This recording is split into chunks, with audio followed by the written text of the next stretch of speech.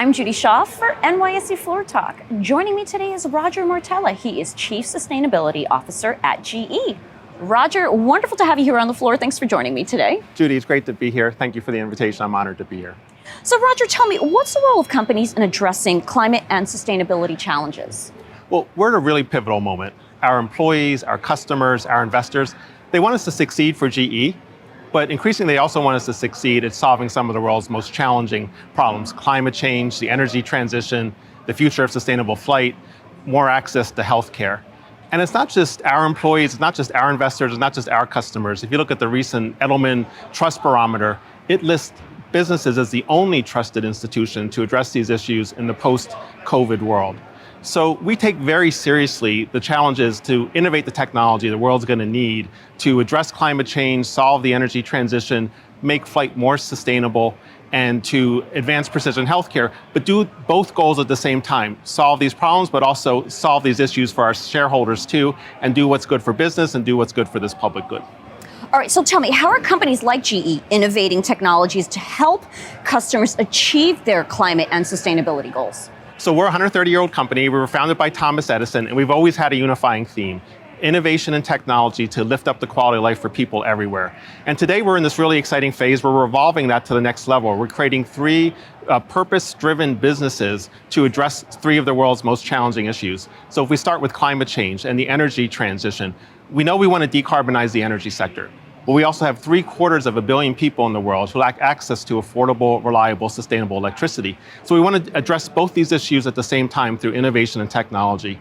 We want to continue to innovate our renewable energy technology, onshore wind, offshore wind, to put more hydrogen into our gas turbines, to decarbonize them through carbon capture sequestration, build a more resilient grid, and advance small modular nuclear reactors. If we think of transportation and flight, we know how important it is to stay connected to our friends, to our family, to economic opportunities, to healthcare. And we want to make flight more sustainable. We already use sustainable aviation fuel, use more sustainable aviation fuel, and other technologies to make propulsion more carbon-free. And then finally, healthcare. Half of the world's population lack access to reliable healthcare.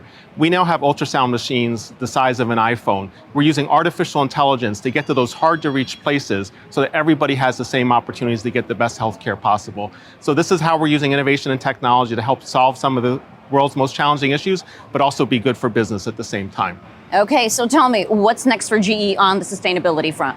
Well, we've got three things. We just released our sustainability report, and we talked a lot about our priorities, how we wanted to deliver on everything we said we were going to do. So one of the things we did we're really proud of is we actually chart what we see as the pathway towards getting to net zero for the aviation sector, for the energy sector, using innovation and technology. We talk about where have we come from, what have we accomplished, what does this decade look like, and what are the breakthrough technologies of the future. So we actually do a roadmap connecting those dots on how you can get to net zero based on the best credible information we have today. We look at our commitment to environmental justice. We've invested tens of millions of dollars to restore properties, to bring them to a higher and better use in communities that are environmental justice communities, that are vulnerable communities, and fulfill that commitment there. We want to listen to our shareholders. Our stakeholders. We listened to 80 of our external stakeholders last year, external and internal, to say, how can we do better? Tell us where you want us to improve. And we're doing a bunch of programs to actually do a better job, like more circular economy, product stewardship, things like that. And then, as I talked about, most important, we really want to set our businesses up for success. We have this opportunity in 2023, 2024 to create three businesses with sustainability at their core. We're really excited about that. We'll have a sustainability business that sells energy equipment, a sustainability business that sells aviation equipment, and a sustainability business that sells healthcare equipment. So this is such a great opportunity to do that, and we take that responsibility very seriously. Well, indeed you do. Roger, wonderful to talk with you. Thank you. Appreciate it. Thanks for joining me on Floor Talk. It was my honor. Thank you.